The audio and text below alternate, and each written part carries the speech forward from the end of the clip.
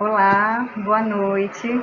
Meu nome é Júlia Vasconcelos, eu sou jornalista e escritora e vou conversar aqui com o Ítalo Morricone sobre o novo livro dele, que acabou de sair pela editora CEP e foi organizado pela Ieda Magri e a Paloma Vidal. Ítalo dispensa apresentações, mas eu vou apresentá-lo aqui rapidamente. O Ítalo Morricone, além de professor e pesquisador, ele também é editor, poeta, biógrafo e antologista, é autor dos livros de poesia Léo, A Cidade e as Ruas e Quase Sertão, de um ensaio biográfico sobre Ana Cristina César. Ele é também organizador das compilações Os 100 Melhores Contos Brasileiros do Século e Os 100 Melhores Poemas Brasileiros do Século, editor das Cartas de Caio Fernando Abreu e, mais recentemente, dos ensaios de Silviano Santiago e do Torquato Neto Essencial. Boa noite, Ítalo, seja bem-vindo. Boa noite, prazer estar com você. Gratidão Prazer. Também à Biblioteca Andrade, à editora. Sim. Bom, eu queria começar pelo fetiche, que está no título do livro, né? Que é um título maravilhoso, diga-se de passagem, muito bem escolhido. Assim, depois que a gente mergulha no livro, o fetiche grita, assim, e, enfim, é um título incrível. Eu queria que você comentasse essa relação entre fetiche, desejo, êxtase, literatura crítica, que é uma coisa que vai perpassando os ensaios do livro. E aí eu queria que você pontuasse suas próprias escolhas enquanto pesquisador e crítico, assim, diante dessa maneira como você vê a literatura e carregada desse um fetiche, um valor positivo do fetiche literário, nas suas próprias palavras, né? Você vê o fetiche como esse valor positivo. Eu queria que você dissesse onde é que está o Ítalo Morricone nesse lugar, assim, enquanto intelectual, pensador da literatura. Tudo bem. Da maneira como eu uso a palavra fetiche, ela tem um sentido um sentido duplo, e ela revela uma certa ambiguidade. E, num primeiro sentido, o que eu chamo de fetiche é o próprio fetiche institucional, social, que a gente já gosta da literatura antes de ler literatura, antes de conhecer literatura. Então, é essa capacidade de atração, esse valor priorístico do literário, que é um lado, né, digamos assim, um lado institucional do fetiche. E o outro lado do fetiche é aquele lado totalmente individual da minha relação prazerosa, da relação que eu estabeleço com o texto, uma relação desejante, uma relação imaginativa, uma relação que pode ser também onírica. Então, o caráter fetichista da literatura tem a ver com esse apego que a gente não sabe muito bem de onde vem, mas do qual nós não podemos fugir. Né? Então, algumas pessoas lendo o livro, elas vão ver que, num certo sentido, eu também defendo digamos assim, um fetiche do literário dentro da cultura, dentro da escola, né? Independentemente de você já ter o contato com o próprio texto.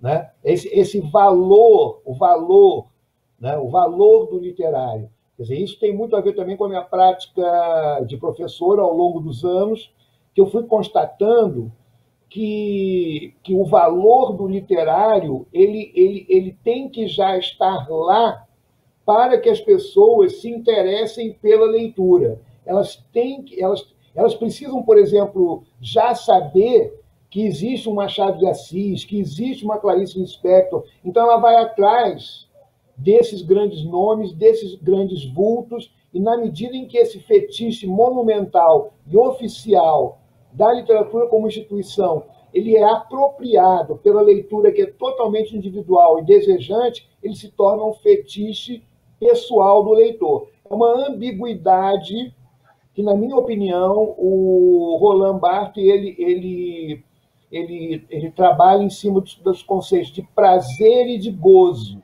Quer dizer, o que é o prazer do texto? O prazer do texto é aquele prazer que o texto me dá. Eu sei que é bom, eu leio um romance, o romance é bom, ele já vem antecedido de uma série de conhecimentos biográficos, críticos, monumentalizados, enciclopédicos, e a gente se insere naquele prazer. A gente é devorado por aquele objeto prazeroso institucional. Mas no que a gente é devorado pelo objeto institucional, prazeroso, até escolar, ideológico, seja lá o que você quiser dizer, a gente mergulha nas entrelinhas, nas curvas, naqueles detalhes que nos chamam a atenção, no personagem que nos chama a atenção. Então, a gente entra no registro que o Barthes chama do gozo propriamente, né? Que é aquele fetiche no sentido erótico, né? E no sentido um outro sagrado, porque todo fetiche, todo objeto que é fetiche é objeto de sagrado, de sacralidade. Mas essa sacralidade, ou ela pode já estar pronta na instituição, ou ela se torna o seu sagrado individual, o seu sagrado inalienável, esse jardim totalmente pessoal, que são as nossas paixões literárias. Então, é nesse sentido, e também um pouco dentro da pergunta que você fez, eu acho assim, eu acho que a gente vai criando os nossos fetiches pessoais, quer dizer, então os autores, né, que eu trabalho, né, são autores que, de alguma maneira, me pegam pessoalmente, né, são autores em relação aos quais eu tenho uma identidade pessoal muito, muito grande, né? Porque eu trabalho com autores contemporâneos, mas eu trabalho com autores contemporâneos não necessariamente próximos a mim, pessoalmente, mas próximos às questões que dizem respeito a mim e ao meu tempo, né? Então, eu começaria por aí, pela questão do fetiche. O meu texto não é uma exploração teórica da noção de fetiche, né? O fetiche da mercadoria, do Marx, o fetiche na psicanálise. Eu realmente eu operacionalizo esse termo para os meus próprios interesses críticos, né? São como ferramentas. Sim. O fetiche, para mim, é uma ferramenta, né? Uhum. Sim. Nos primeiros ensaios do livro, eu vou até fazer um parêntese, se você quiser depois comentar um pouquinho como o livro está dividido, que o livro está dividido, a primeira parte se chama Pedagogia, a segunda parte, Orgia. E aí, nessa primeira parte do livro, os primeiros ensaios, você faz quase que uma linha do tempo sobre os circuitos do literário no Brasil dos anos 70 em diante, assim, e tem alguns trechos que eu acho muito interessantes para pensar a literatura e a sua aproximação com a vida, que eu acho que tem relação com tudo que você falou também, que é esse fetiche, no sentido essa aproximação pessoal também em relação ao objeto. E aí tem dois trechos desses ensaios que eu selecionei que eu queria que você comentasse. Tem um que eu acho que dá pano para a manga, assim, para pensar na teoria literária, que é, você diz que uma teoria da literatura deve incorporar uma teoria da escrita como parceira de uma teoria da subjetivação. Como é que seria isso na prática, assim, quando você diz isso? E eu leio logo o outro trecho ou te falo depois? Pode ser que você queira... Vou ler o outro. O outro você fala assim: é lícito questionar. Podemos avaliar a literatura lançando mão de critérios estritamente literários, para além da leitura, encerrada no tempo fenomênico da fruição textual, devoração visual e mental do objeto, existe a metabolização intelectual do que foi lido. O literário não seria, por definição, um atributo que traz como exigência e transposição de fronteiras entre esferas discursivas. Não seria o literário aquele atributo que leva necessariamente o tempo da leitura ao tempo de metabolização intelectual, ao não literário, ao extraliterário. Aí eu queria que você comentasse como se a literatura meio extrapolasse essas fronteiras, né? Isso. Bom, eu acho que falar das duas coisas, né? Então, a primeira citação que você leu Eu estou falando dessa questão da subjetivação, né? Que a gente já não entende mais tanto hoje como encontrar-se a si próprio, mas construir-se a si próprio, né? Então, a gente pode ser também mais geral e dizer que o processo de subjetivação tanto pode ser um processo de construção e autoconhecimento, quanto pode ser um processo de transformação. Eu acho que hoje em dia nós temos alguns casos de subjetivação, que são processos de devir, de transformação radical, que é, por exemplo, o pessoal trans, né? Eu acho que hoje em dia, isso aí nem é um assunto que está tanto no meu livro assim, né? Mas já que você fez uma pergunta mais geral sobre a relação entre a escrita e a subjetivação, eu acho que hoje em dia uma das questões sociais que mais põe em pauta essa relação entre escrita e subjetivação são as transformações do trans, né? As intervenções protéticas, que criam quase que um sujeito outro através de intervenções físicas. Mas o que eu estou querendo dizer é o seguinte, aqui, a escrita, certo? Ela é um instrumento por excelência de subjetivação.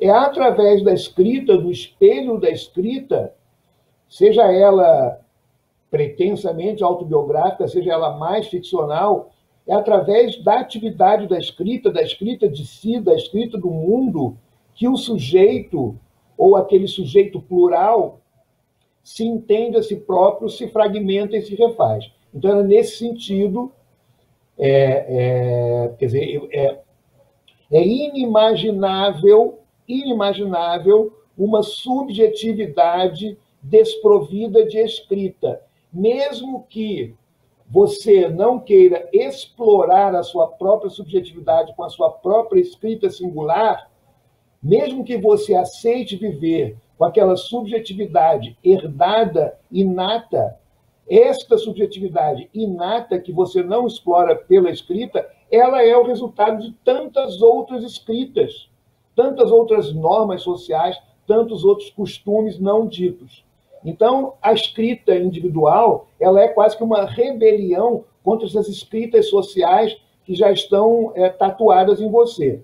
Então, é nesse sentido que a relação entre escrita e subjetividade ela é total, certo? E eu acho que ela é mais pregnante, mais pertinente no mundo contemporâneo. Então, eu acho que o meu livro é uma coletânea de ensaios que a maioria foi escrito há 10 anos atrás, ele é quase que uma volta, um balanço do novo século, né? Como você fala, é uma linha do tempo. Eu sou um grande sistematizador, um grande periodizador, eu gosto de fazer periodizações, né? Então, eu acho que nesse mundo contemporâneo, que começa nesse momento que eu estou tematizando nos meus textos, né? Essa relação da escrita com a subjetividade, ela é a mais determinante no literário. Não é que você deixe de ter o romance que conta histórias interessantes, você não vai deixar de ter um mercado voltado para as narrativas históricas. Isso você vai sempre ter, né? Mas eu acho que o espaço que sobrou, o espaço mais puro que sobrou para a escrita literária, para a criação artística, é o da escrita mesmo. Desculpe, o espaço que sobrou para a escrita literária, quer dizer, aquilo que somente a escrita literária pode fazer, porque contar uma história, uma série de televisão conta, uma peça de teatro conta, um filme conta, você conta para o seu psicanalista, né?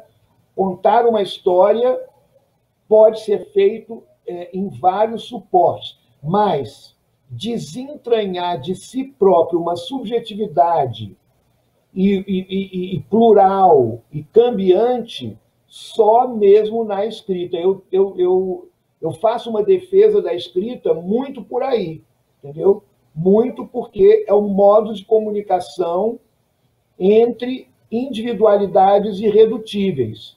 Só que a gente tem que se acostumar com a ideia de que a individualidade ela própria é um teatro mental.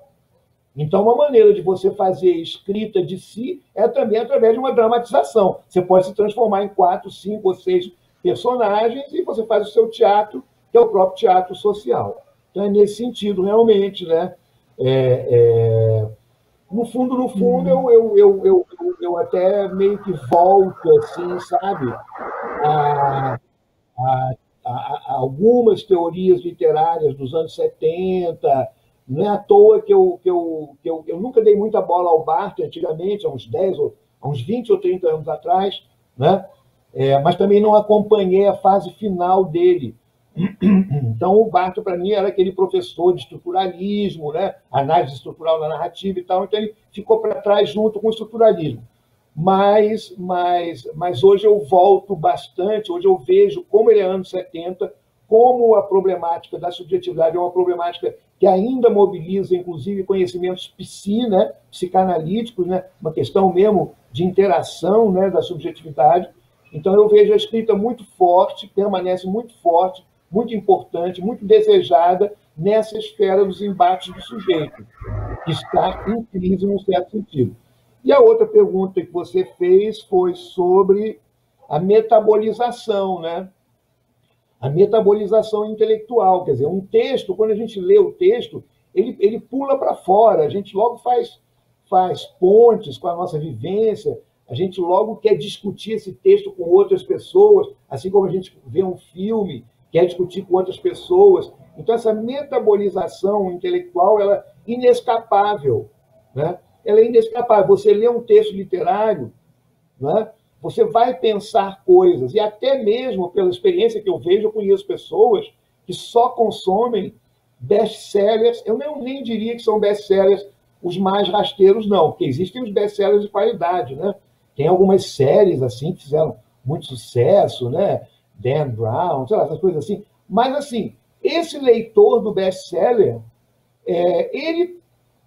aquilo ali é um alimento intelectual para ele também. Então, eu acho que existem vários estratos, vários níveis de complexidade, existem pensamentos que são mais críticos e menos críticos, mas eu acho que literatura tem que ter voltagem intelectual. Sabe? O que eu chamo de voltagem intelectual é que ela excita o pensamento, ela excita os valores, ela coloca em questão os valores. E ela também, quer dizer, que eu também estou ficando um pouco... Quer dizer, ao mesmo tempo que eu estou voltando para os anos 70, um pouco, negócio de subjetividade, etc., claro que numa pauta contemporânea do performático, né, do queer, etc., né, que era essa questão do devir, né, claro, né, é um psi que explodiu, né, mas eu também estou assim, muito existencial, sabe? Eu acho que o escrito ele excita o intelecto e ele desperta o drama existencial que você tem, que outros também têm. Então, na verdade, são conceitos muito clássicos da literatura, mas são conceitos básicos que a gente precisa recuperar num momento assim de retração. Eu acho que o meu livro também ele tenta responder a pergunta: qual é o valor do literário num momento de retração desse mesmo literário, né? De relativização do literário. Quer dizer, eu acho que tem que relativizar, sabe? Quer dizer, eu tenho o fetiche do literário, mas eu também não vou transformar o literário numa coisa dogmática. Eu gosto das outras artes também, né? Mas acho que tem a voltagem intelectual que está o tempo todo rolando, é uma coisa meio elétrica, é diferente. Eu estava até conversando sobre isso outro dia, acho que numa live também. É completamente diferente você ler um texto, é uma atividade, de você ver um filme, ou de você ver televisão, onde você recebe passivamente aquelas narrativas, né? A escrita ela sempre vai estar exigindo alguma coisa de você. Ela exige realmente uma certa disciplina. E, para isso, o fetiche institucional é importante. Ela é uma disciplina prazerosa. É como jogar futebol, é como aprender piano. A leitura é uma disciplina prazerosa, mas ela é uma certa disciplina, sim. Sim. Eu queria falar um pouquinho sobre sobre você enquanto formador de leitores. Assim, você teve muito nesse papel do antologista. E eu, por exemplo, eu lembro eu estava no ensino médio e a primeira vez que eu li o da Hilst e Ana Cristina César foi quando eu peguei os 100 melhores poemas brasileiros do século, assim, foi uma bomba. E aí eu estava elaborando pensando no que eu ia te perguntar e eu fui tomada por essa memória, assim, e eu fiquei pensando, eu acho que esse teu trabalho como editor e antologista foi muito de formação de muitos leitores, assim, de uma geração de leitores.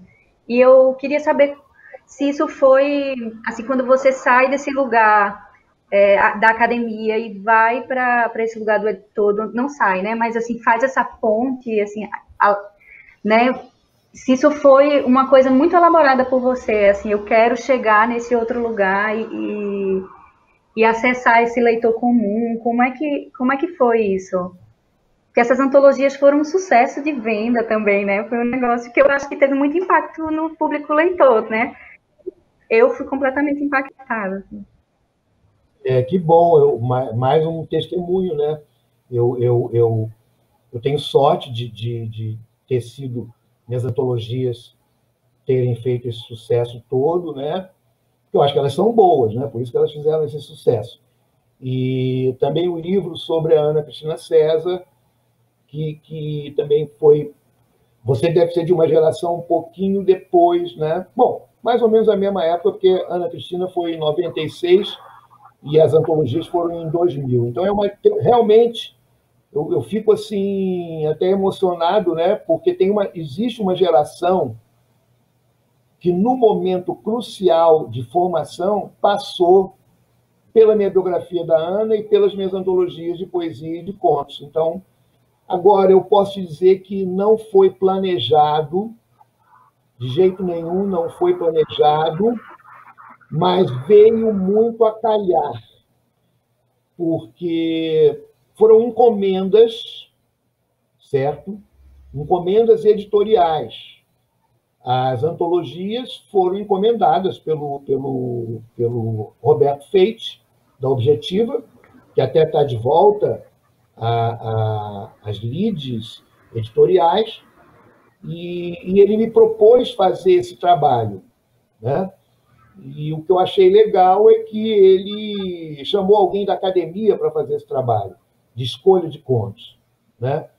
Então, eu mergulhei no trabalho, né? Digamos assim, do ponto de vista da voltagem intelectual, o trabalho das antologias ele é muito semelhante ao trabalho do professor de graduação de literatura, que era o que eu fazia há 20 anos, quando eu fui convocado pelos editores. Então, assim, eu gosto, né, de ensinar literatura, né?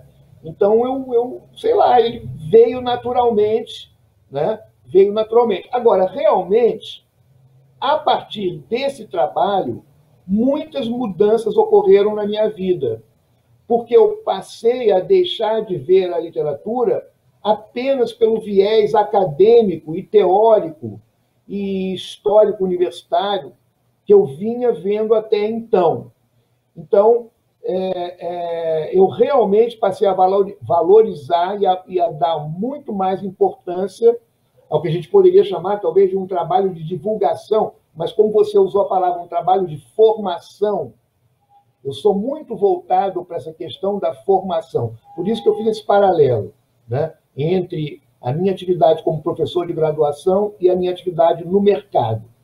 Então, a partir do trabalho com as antologias, eu comecei a ver uma questão que é a questão do mercado, que estava sendo muito forte desde a redemocratização dos anos 80, desde os anos 90 e no século que nós começávamos.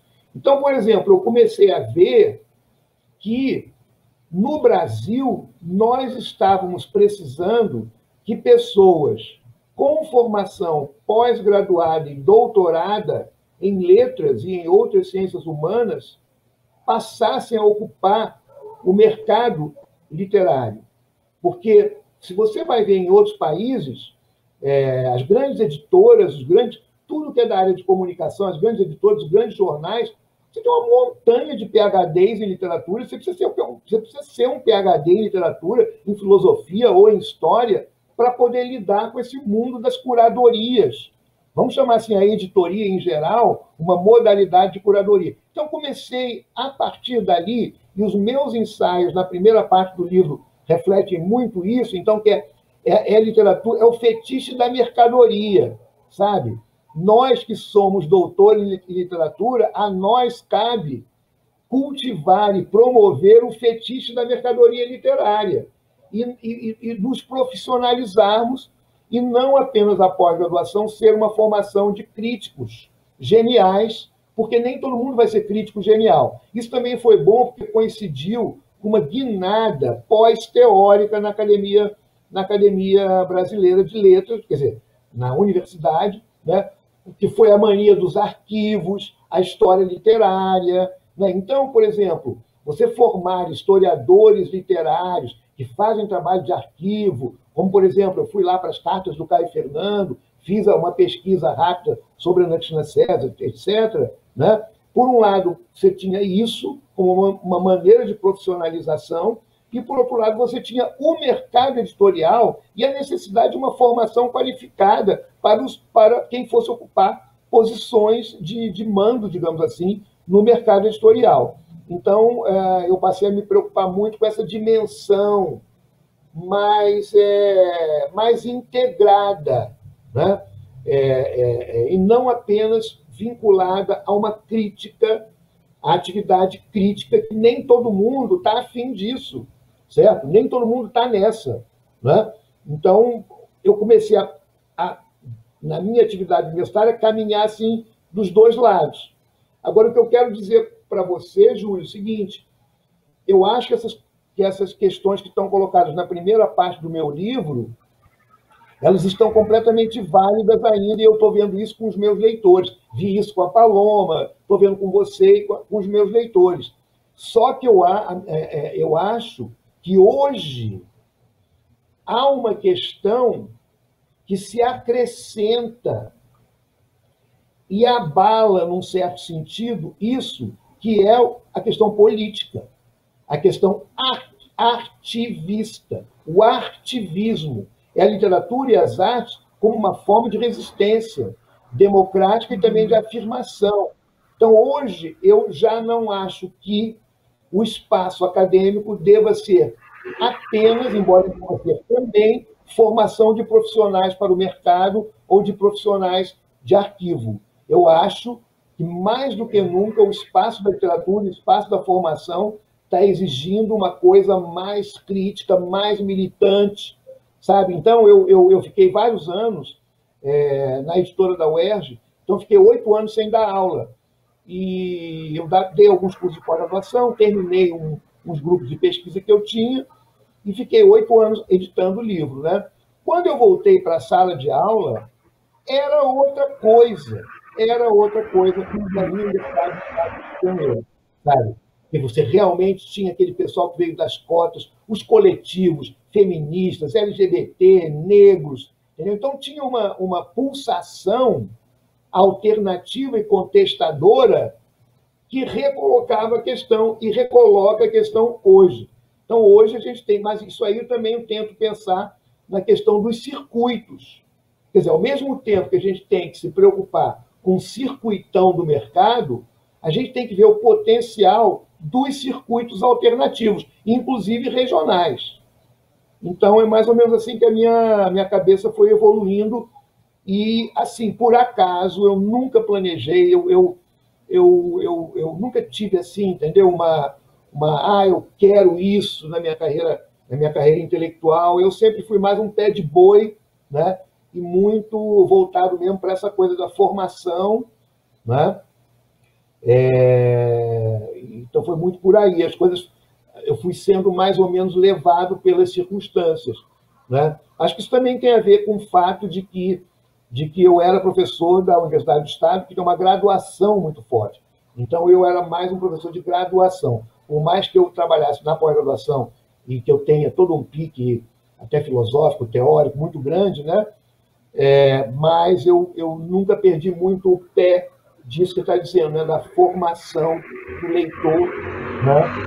Mas eu sempre parti de um pressuposto que nesse ponto, eu divirjo de várias pessoas que atuam na área da formação, que é aquela história. A literatura é um prazer, mas você precisa adquirir uma disciplina, não tem jeito. E não é para todo mundo, quer dizer, você, no nível médio, claro que o cidadão tem que ler vários textos literários, mas nem todo mundo vai gostar de literatura. Então, não adianta querer que o hábito da leitura seja uma coisa completamente universal. Vai ter quem gosta de literatura, vai ter quem gosta de futebol, vai ter quem gosta de música. Então, por isso que eu sou um adepto, por exemplo, dos clubes de leitura, dos grupos de leitura no nível médio, fora do currículo mínimo que todos os alunos têm que ter. Eu sou mais a favor assim, de clubes de leitura, onde aqueles jovens que realmente gostam de ler e escrever se reúnem sem preocupação de nota para desenvolver o seu amor, seu fetiche, para desenvolver o seu fetiche pela literatura. Ótimo. Pegando um pouco carona no que você falou sobre como você tem visto também as manifestações literárias mais recentes e os próprios alunos que estavam dentro da sala de aula, né? Eu acho muito interessante como dos anos 2000 para cá, em 20 anos, talvez já faz algum tempo que está assim a cena literária, talvez menos de 15 anos para cá, existe uma mudança muito radical numa cena literária, né? Que, enfim, a gente sai um pouco de cena aos blogs, mas entra uma coisa muito intensa com o Instagram, com poetas fazendo vídeos para YouTube, uma coisa de uma poesia muito mais expandida, né? E também as questões identitárias muito fortes, as pequenas editoras tendo uma força grande também, assim, traduzindo certos escritores que não são de interesse das grandes editoras, tem uma movimentação, mesmo dentro da academia tem uma prática de teorias decoloniais que vem repensar, inclusive esse aporte teórico europeu, branco, para ler a literatura, né? Tem muita coisa acontecendo, assim, sei lá, acho que nos anos 2000 talvez fosse impossível ter acontecido aquela resistência tão grande ao nome de uma Elizabeth Bishop como homenageada da Flip, por exemplo, né? Ali tinha uma questão política muito forte, uma questão política que ultrapassava a questão literária, né, em relação ao nome daquela poeta ali. Aí, como é que você vê esse cenário agora, assim, a diferença dele com esse outro cenário da virada dos 2000, que é um cenário que você se debruçou muito sobre os estudos desse cenário, e como você acha que a crítica pode, deve, ou como está conseguindo se portar nesse cenário, assim? Como é que você vê esse momento para a produção intelectual sobre essa literatura? Eu acho, bom, o momento em si é extremamente estimulante. Eu estou até defasado, né? Mas eu estou acompanhando, estou vendo, mas acho que é extremamente estimulante e acho que a crítica ela vai acontecer, em alguns casos ela já está acontecendo, porque o grau de institucionalização é mínimo, né? Então, porque são manifestações que se pluralizam e se dispersam, e se disseminam, e se multiplicam, sendo que também as propostas são as mais variadas possíveis, onde o texto ocupa um lugar, mas não é um lugar absoluto. Muitas vezes, nos próprios trabalhos feitos, que o texto é combinado com outras linguagens, como você falou, isso expandido, né? E outras vezes na própria biografia dos criadores mais jovens, que você, de repente, você nem tem mais um escritor, né? Você tem aquele criador que escreveu um livro hoje, amanhã está fazendo um vídeo, depois de amanhã está fazendo uma outra coisa. Se bem que eu estou sentindo que essa falta de especialização, que estava caracterizando muito uns 5 ou 10 anos atrás, ela parece que está indo para um outro caminho, né? Agora, o que eu acho é que existe uma atividade crítica rolando, os próprios criadores são críticos, né? E como que essa atividade crítica, como que ela vai se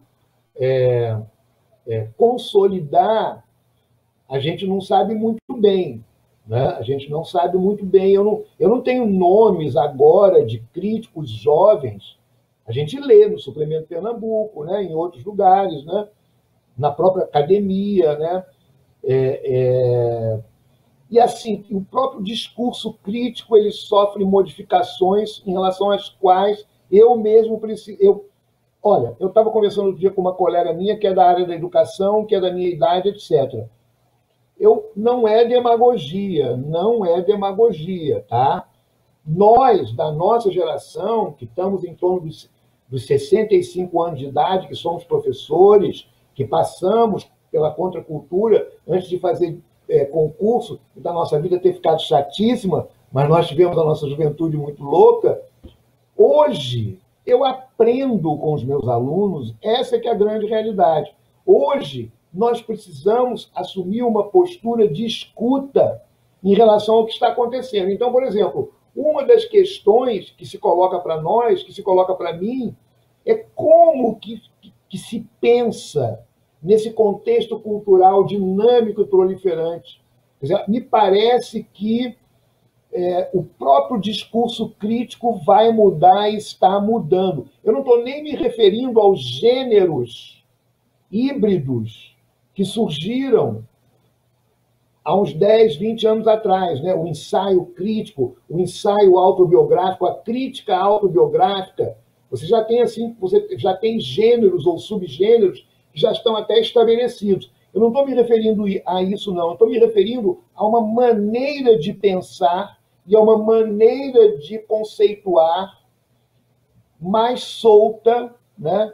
menos determinada por um cânone crítico, certo? Então, existe um uso quase que selvagem da inteligência, né? A relação com os repertórios é variável.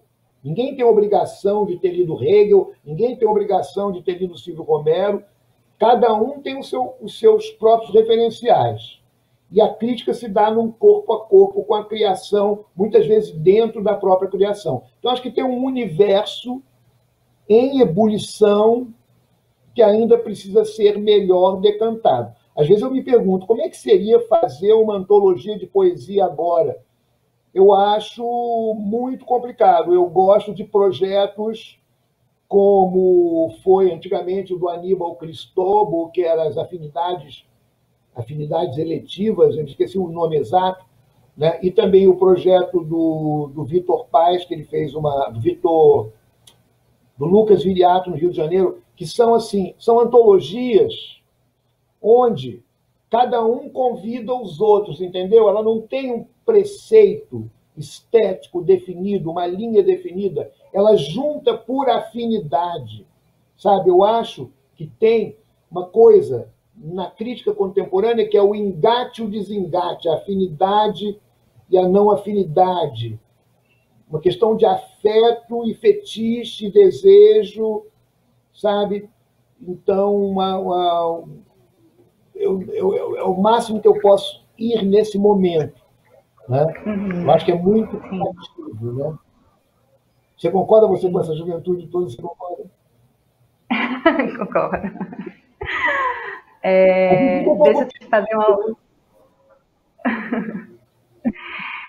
eu queria que você falasse um pouquinho sobre essa relação mestre-discípulo, assim, que tem 2 ensaios no teu livro, um sobre o Antônio Cândido e um sobre o Silviano Santiago.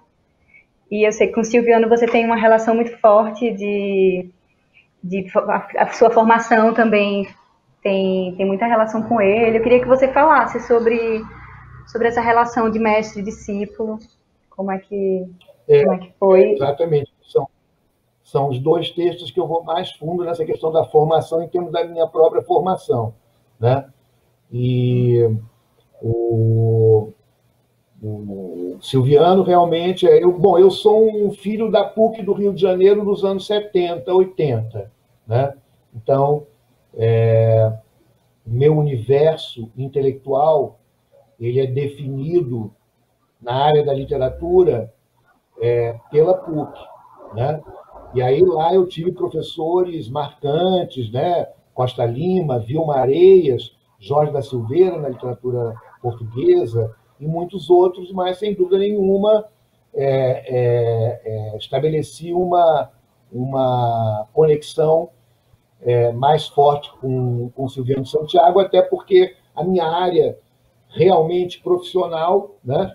Embora eu tivesse uma pegada e uma paixão pela teoria e pela literatura universal muito grande, mas eu profissionalmente estava restrito à literatura brasileira, e eu sou apaixonado pela literatura brasileira e sou apaixonado pela história, né? Então, o Silviano Santiago foi o grande mestre na área da PUC, né? E se estendendo para outras universidades. Então, eu me acostumei mais ou menos com uma narrativa, né? Uma narrativa de um campo intelectual na área de letras, onde você teria alguns polos, nos anos 70, 80. Então, você teria um polo que seria a PUC do Rio de Janeiro e um outro polo que seria a USP, lá em São Paulo.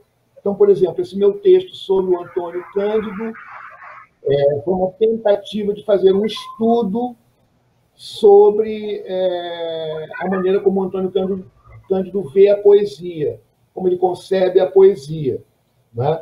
A gente sempre teve aquele antigo ataque dos concretos contra a USP, porque diziam que a pedagogia uspiana não tinha nada a ver com poesia, não entendia nada de poesia, né? Agora mesmo o Caetano Veloso, no programa do Bial, criticou, não, na entrevista que ele deu para o Marcos Augusto, na Folha de São Paulo, criticou a leitura do Roberto Schwarz, que o Roberto Schwarz tem do tropicalismo, né?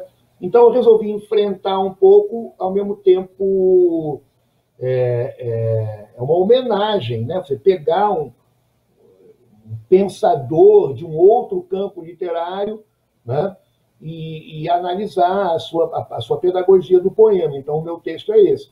Quanto ao texto silviano, é uma homenagem, né? Eu falo um pouco sobre essa dinâmica mestre-discípulo, porque hoje eu não sei se eu sou um mestre, mas eu sou visto como mestre, e eu fui concretamente, e ainda sou mestre de muitas pessoas. Então, me interessa nesse texto do livro essa dinâmica do saber, né? Essa passagem de bastão do mestre para o discípulo, do discípulo para o mestre. E não focalizando o conflito, porque realmente muitas pessoas acham que eu sou um grande continuador do Silviano Santiago. Não é possível isso, é impossível ser continuador do Silviano Santiago, né? Mas eu também não rompi com as minhas tradições pucianas, né? Eu vejo, quando eu pego um texto literário para analisar, eu até hoje sou estruturado. Até hoje, o primeiro passo da minha leitura fetichista é o estruturalismo, é a análise estrutural, é a formalização do texto, é a descoberta dos seus princípios fundamentais. E, a partir daí, a gente vai para outros caminhos, né? Então, agora, eu tenho também uma formação e uma paixão das ciências sociais. Eu fiz graduação em ciências sociais, né? Eu tive alguma militância política, eu tinha muita militância, participei de grupo de estudo de Karl Marx, coisas desse tipo, né? Então, tive uma formação sociológica na Faculdade de Ciências Sociais, em Brasília, na UNB, mas também muito forte nos grupos de discussão. Então, um momento muito intenso da minha vida foi a época do mestrado, que eu estava estudando letras, né? Estudando literatura, mergulhando na literatura brasileira como eu nunca tinha mergulhado antes, porque na minha adolescência eu estudei a literatura das línguas que eu estudava. Eu era apaixonado por língua estrangeira, eu sempre tive essa coisa com leitura. Eu comecei a ler com 8 anos de idade. E meu pai e minha mãe tiveram dinheiro suficiente para me colocar na Aliança Francesa, e lá em Brasília chamava Casa Thomas Jefferson. Então, na minha adolescência, claro que eu lia, a maior parte do que eu lia era em português, mas eu li muito romance em inglês, muito romance americano, muito romance francês. Quando eu cheguei para a pós-graduação de letras, eu precisava aprender literatura brasileira, que eu nunca tinha lido tanto quanto, ou de maneira tão sistemática quanto as literaturas estrangeiras. E eu tinha essa formação sociológica. E na época de mestrado, então, eu tinha as aulas, que eram intensíssimas. As aulas do Silviano Santiago eram um verdadeiro happening, um verdadeiro acontecimento, porque ele era um professor que estava completamente antenado com tudo que estava acontecendo em matéria de geração marginal, sabe? E todas aquelas questões que estavam acontecendo. O Costa Lima também, o Afonso Romano Santana também, mas, enfim, a PUC toda ela estava envolvida num clima intelectual muito forte. E, ao mesmo tempo, começando uma militância nos grupos de discussão marxista, né? Eu achava que eu ia ser militante, até depois virei militante uma certa época.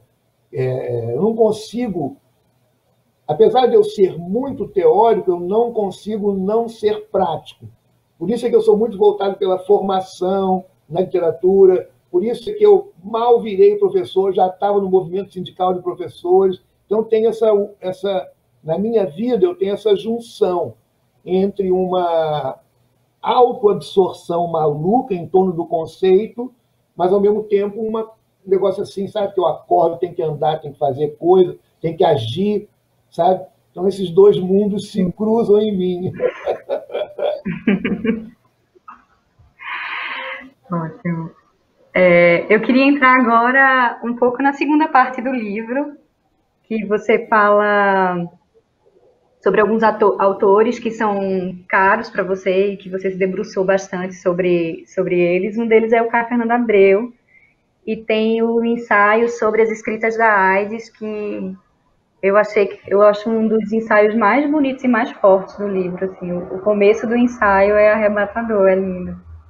E eu queria que você falasse um pouco sobre como foi esse impacto da AIDS nessa geração de artistas, principalmente de escritores, e especialmente no Caio Fernando Abreu.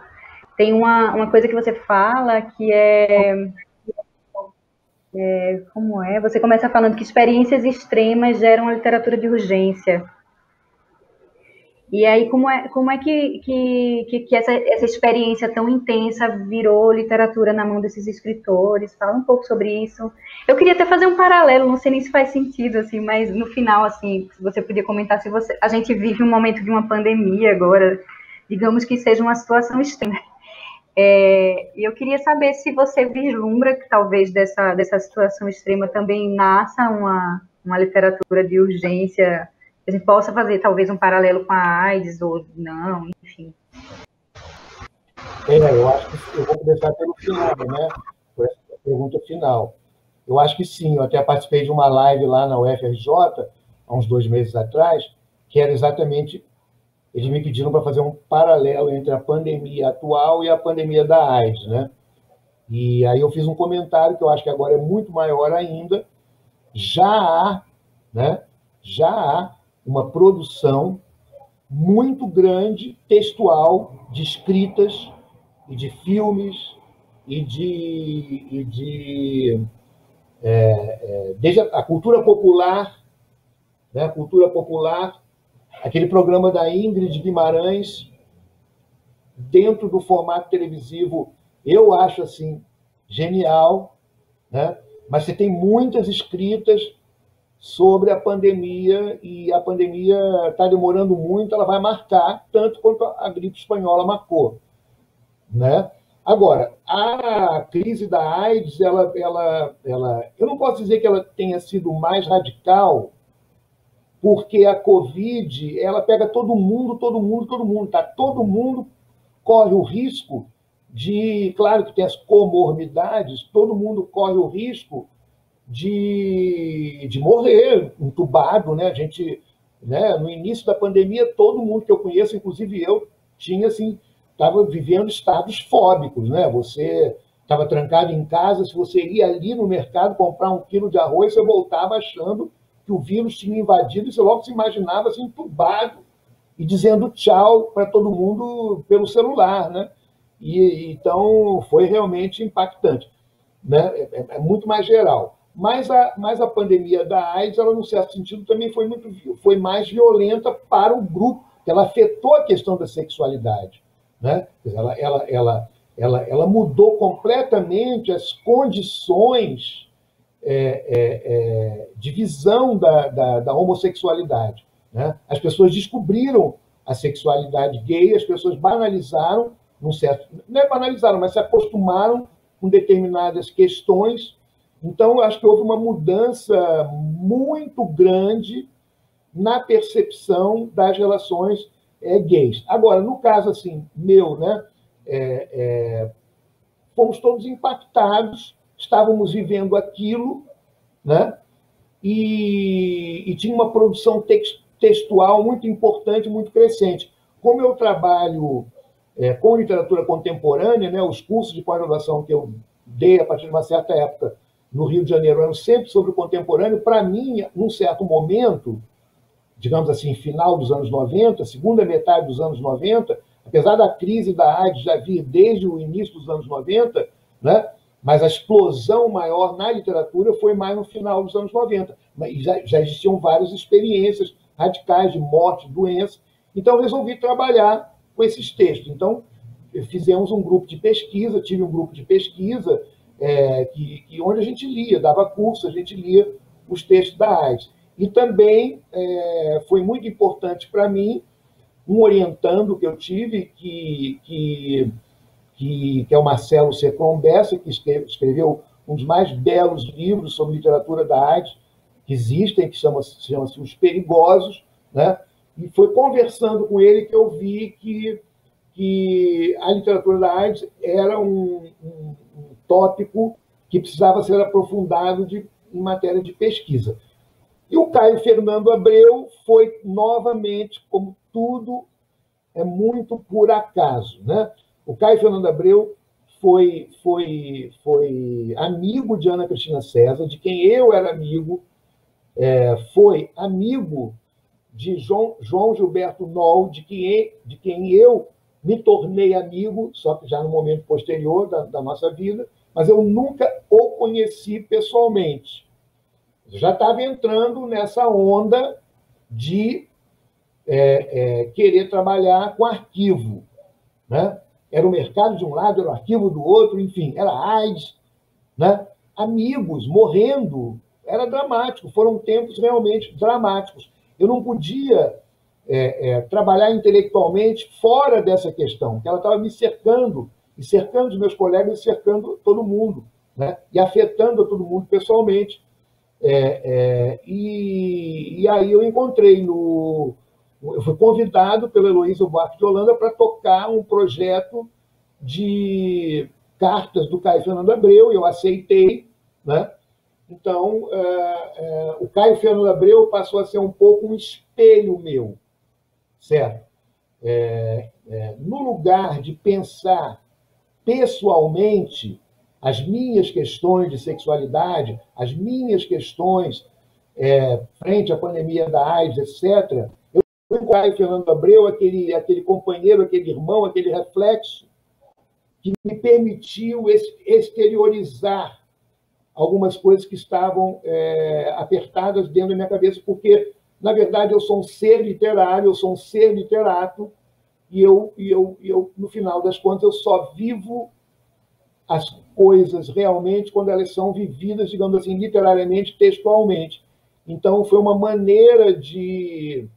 Eu não tive uma relação tão próxima com ninguém assim que estivesse doente, morrendo, como eu tive com essa recuperação toda do Caio Fernando Abreu. Agora, tem uma coisa mais profunda nessa história toda da AIDS, que é por isso que eu coloquei o título Orgia, porque, inclusive, quem for ler o meu livro, o meu primeiríssimo livro de poesia, que eu já publiquei muito tardiamente, tem muitos poemas homoeróticos, homossexuais, sobre sexualidade, né? Diante da AIDS, eu concordava, eu me identificava, melhor do que me concordava, eu me identificava com a postura do Caio, sabe? Uma espécie de uma revolta contra o fim da orgia, digamos assim, entendeu? Você sabe aquela coisa assim, quer dizer, que toda aquela orgia da contracultura, que os meus poemas são sobre isso, num certo sentido, né?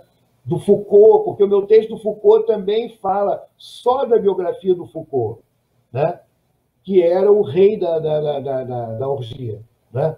Quando ele veio ao Brasil, entraram para a história intelectual as palestras que ele deu sobre a verdade e as formas jurídicas. Mas para o folclore entraram as festas, as saunas, as maluquices todas da orgia dele. Então é um padrão de vida da contracultura, de extrema liberdade, extrema liberação, e que, para mim, trabalhar o Caio era uma maneira de afirmar, de não sentir culpa, de não aceitar os argumentos de quem queria criminalizar ou tornar imoral comportamentos que, para nós, para a nossa geração, para o nosso setor, para a nossa ala, não a geração toda, mas que era importante aquilo tudo e que não afetava em nada as outras coisas. Era apenas uma maneira hedonista de viver, né? Então, eu fui sempre muito motivado. Durante a crise da AIDS, eu sempre fui muito motivado por isso, uma celebração da orgia, digamos assim, né? Mas eu não sei como é que isso fica. Então, por exemplo, eu assim como o Caio, me identifico demais, né? Porque o Caio, os apegos existenciais do Caio, eles não tiveram uma resposta. Você lê Onde Andará a Dulce Veiga, você vê que não há uma resposta. A Dulce Veiga foi embora, as pessoas se dispersaram, e logo depois veio a morte, no caso do Caio, né? Então, não houve assim uma solução, né? Mas, naquele momento, eu me identificava assim, para mim ainda é muito estranho, na medida em que eu ainda penso muitas coisas a partir do ponto de vista do prazer, da orgia, do fetiche, da liberdade, essa norma, sabe, casamento gay, sabe? Eu estava muito mais ligado, era assim, em novas famílias, comunitárias, entendeu? Realmente eu tive uma formação contracultural e, de repente, a questão da AIDS, além de matar as pessoas, ela destruía uma utopia que hoje parece realmente inviável, que era uma coisa assim, entendeu? Eu não sei como me comportar hoje. Eu estava lendo no meu curso que eu estou dando lá na Unifesp sobre biografias, a gente estava lendo o livro da Janet Malcolm sobre a Sylvia Plath. E aí tem a biógrafa dela, que é a Anne Stevenson. E a Anne Stevenson, ela fala da juventude dela, que era exatamente essa juventude orgiástica, né? Como uma coisa assim, foi um erro, foi um equívoco, ela não é mais assim, ela é toda enquadrada, ela é toda bonitinha, né? Ela não é reacionária nem conservadora, mas ela realmente acha que, por exemplo, não podia, porque surgiu esse vírus. Num certo sentido, junto com o Caio, os nossos grandes aliados foram os médicos progressistas, porque os médicos progressistas, os grandes heróis, olha, vários heróis da Covid, o Davi Wip no Brasil, o Fauci nos Estados Unidos, eles são heróis aos 60 anos, eles foram os grandes heróis com 30 anos de idade na época da AIDS. Ali eles aconteceram, sabe? Eles entenderam a sexualidade gay, eles na verdade, foram realmente os grandes aliados. A grande aliança entre o movimento gay e os médicos progressistas define muito aquela época, sabe? De você passar a ver a questão da sexualidade como uma questão, enfim, como uma questão humana, científica, natural, né? Sem colocar paradigmas ou modos de vida, ou repressões, ou hierarquizações. Então, eu acho que os meus textos sobre o Foucault e sobre o Caio Fernando Abreu, eles estão muito nesse contexto, uma empatia muito grande. Tem um momento, né, eu acho que tem um momento, num desses textos que eu falo, né, o Caio sempre dizia isso, né, que ele ficou tranquilo depois que ele recebeu o diagnóstico. Aí ele ficou tranquilo, porque aí ele sabia o que ia acontecer. Então, aquele negócio que eu falo, né, que você, sabe, você chega a uma situação em que você toda tarde serve um chá, você põe a mesa de chá para receber a dona morte, né, amigavelmente, digamos assim, né? Então, esse aqui foi o clima que me levou àqueles textos lá. Sim. Eu acho que a gente já está perto de 1 hora de conversa. Aí eu queria que você, para a gente fechar, que você falasse um pouco de como foi o processo de escolha dos textos com a Paloma e a Ieda, como surgiu a ideia desse livro junto com a CEP. Fala um pouquinho de como Literatura Meu Fetiche nasceu e como foi a escolha dos textos, principalmente, isso eu tenho curiosidade. Olha, a escolha dos textos foi um processo, tinha o número inicial era muito grande, sabe, de textos. Então, na verdade, a gente discutiu muito junto quanto aos textos que ficariam. Eu tinha algumas ideias, a Paloma tinha. O livro só existe porque a Paloma falou: Ítalo, você tem que fazer um livro, os teus textos são lidos por aí. Ela botou muita pilha, né? Mas demorou muito tempo. De uma seleção inicial de uns 50 não, mas, sei lá, muitos textos. A gente foi tirando, para ficar um volume interessante enquanto um todo. Então, foi um processo realmente muito lento, que eu devo demais à Paloma e depois à própria Ieda, e onde eu dei muito palpite, foi uma coisa muito coletiva, realmente. E a CEP, desde o princípio que o livro foi um convite da CEP para você? A CEP, não, na realidade... Porque a CEP tem publicado ensaios, sim. Exatamente, não, acontece o seguinte, essa história é tão comprida, que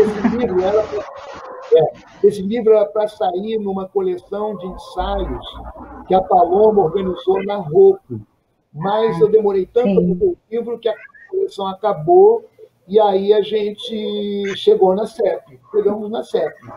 A Paloma, o Schneider gostou do projeto, falei, mas Schneider, você acha que faz sentido um livro que faz um balanço, que já é praticamente uma volta nas 2 décadas anteriores? Ele achou que tinha tudo a ver com um balanço. Sim. E a gente fez.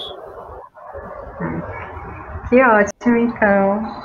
É isso, Ítalo. Acho que a gente termina por aqui. Obrigada pela conversa. Obrigada a Mário de Andrade pelo espaço. É isso, boa noite. Boa noite, eu também queria dar os parabéns à Biblioteca Mário de Andrade, mandar um beijão para a Josélia, mandar um beijão para o Schneider, e, Júlia, te agradecer demais essa conversa. Obrigada a você.